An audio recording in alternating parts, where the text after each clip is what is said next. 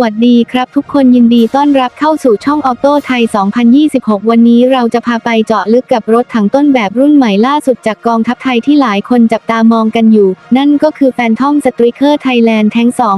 2026 Phantom Striker เป็นรถถังที่ถูกพัฒนาโดยความร่วมมือระหว่างบริษัทเอกชนไทยกับหน่วยงานทางทหาร โดยเน้นการออกแบบให้ทันสมัยเคลื่อนที่ได้รวดเร็วและตอบโจทย์สนามรบยุคใหม่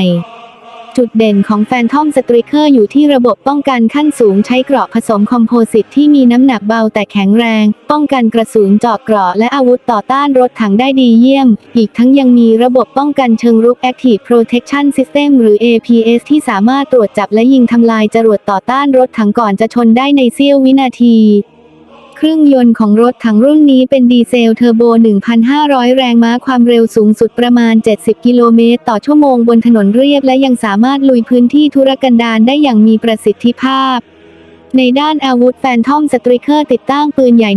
120 มิลลิเมตรพร้อมระบบควบคุมการยิงแบบดิจิทัลที่แม่นยำสูงนอกจากนี้ยังมีปืนกลร่วมแกนและปืนกลควบคุมระยะไกลสำหรับต่อสู้กับทหารราบและโดรน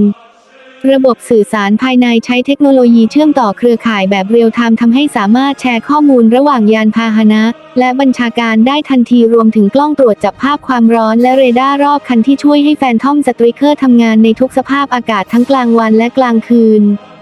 รถถังPhantom Striker รุ่น 2026 ถือเป็นก้าวใหม่ของกองทัพไทยในการพัฒนาศักยภาพด้านเทคโนโลยีทางทหารและยังเป็นสัญลักษณ์ของความสามารถในการออกแบบและผลิตยุทโธปกรณ์ด้วยตนเอง